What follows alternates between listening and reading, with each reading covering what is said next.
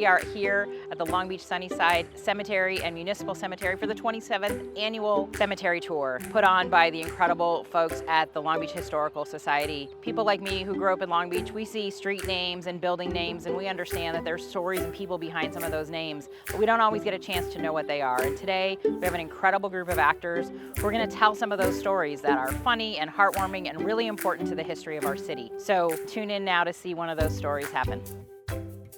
Welcome. I'm Effie Gilmore Sanders, and this is my aunt, Dara Nunley. There are 3 generations of us buried here, all of us from Little Rock, Arkansas. Lou Robinson and myself, Dara Nunley, we're the first generation. We're sisters. The next generation are Lou's children. There's Otto Gilmore, our sister, Dora Daniels, and me, Effie Sanders. Oh, Geraldine Daniels was the 3rd generation. My mother, Lou Robinson, was born the year slavery was abolished in America. I was born 5 years later. Change didn't come fast or easy in Arkansas. I was so young when my father died. I don't remember him at all. Mother had 7 children to feed, all on her own. I dropped out of school and took a job as a maid. People told me California had less prejudice and more opportunity for Black people. That sounded good to me. And that sounded good to me too. Her excitement was contagious. Lou didn't want to leave Arkansas, but the rest of us headed west. You were the first to get a job in that fancy house near the ocean. It wasn't long before all of us were working, mostly cleaning and cooking for other people. We found an apartment. It was downtown, near the railroads, near First and Locust. It was noisy, it was dirty, but we could afford it and even save some. In 1918, Otto enlisted in the Navy. We were worried about him, but African Americans basically worked as servants, jobs like steward and mess attendants for naval officers, which is what Otto did. Later he would tell us he wished he had joined the Hellfighters. That was a Black infantry unit. We were all glad he didn't. When he got out, he married this really nice woman named Edith. And he started a shoe shine stand. Back then, men dressed up to go to work, and they needed shiny, clean shoes. It was a steady job back in the day. Otto had a good location. He could support the 2 of them and save up for the future. He found us this house, this large house over on Washington Place. The neighborhood was mostly white. That was until we moved in anyway. In 1923, Lou and her husband finally left Arkansas and moved into the Washington Place house with the rest of us. By the time the last one of us had died, we had been there 50 years. When Otto saved up enough money, he bought a billiard parlor with a lunchroom. It's at 1218 California near Anaheim. It's Dr. Martin Luther King Jr. Avenue now. The building is still there. A billiards parlor? It was a pool hall with a lot of side hustles going on inside. We will get to that. There's some things these people need to know. Between 1923 and 1934, quite a lot happened to our family. Some good, some sad, moments of pride, a little bit of irony, and a few side hustles. Among the sad was the passing of my mother, Lou Robinson, in 1926.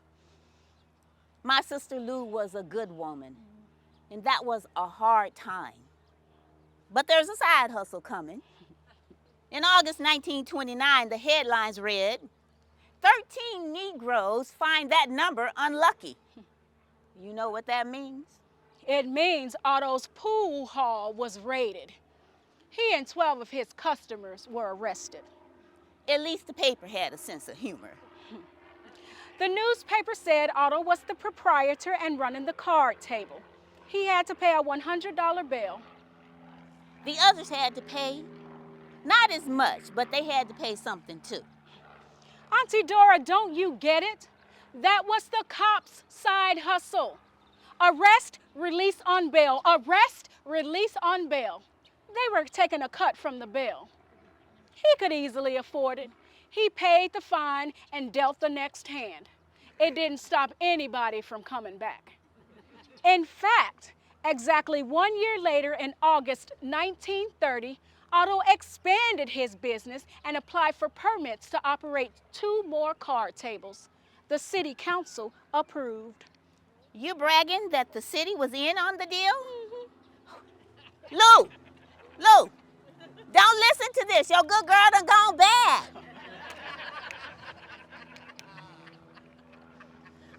Otto's health was getting worse.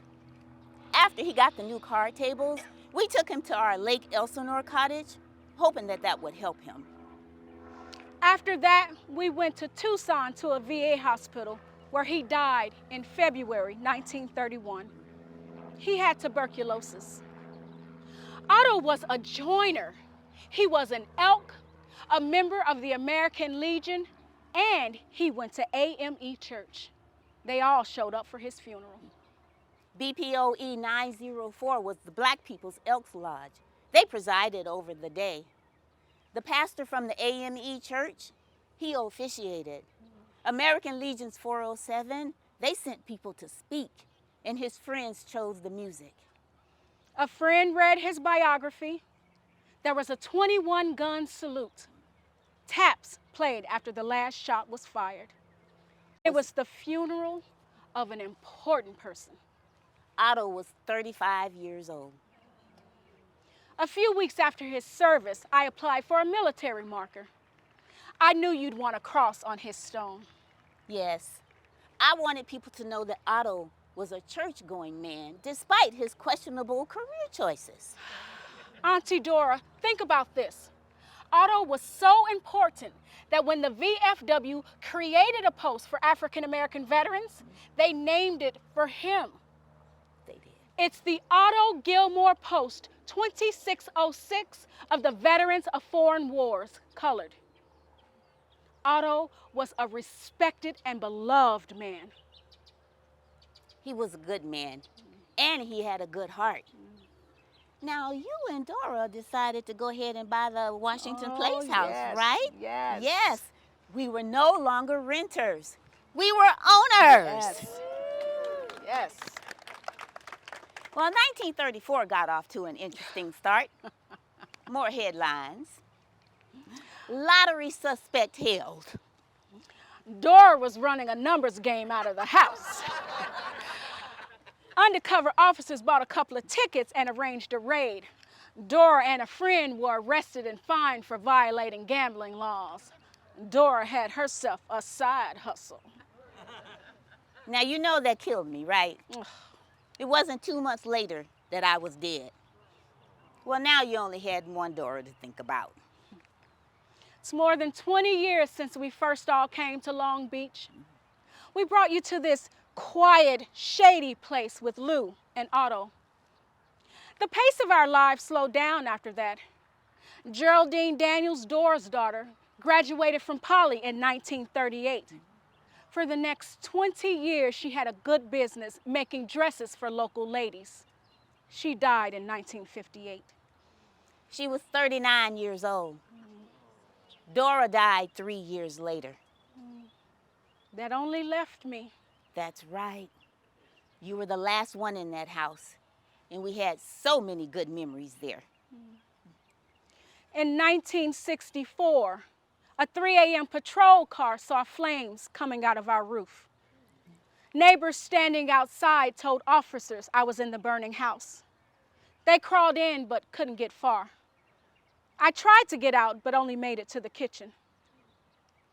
The 3 boarders, they got out. And the investigators, they said the fire started in your room. We're about at the end here. I want to say one more thing before we go. If you want to play the numbers and support California's side hustle, pick up a state lottery ticket on your way home.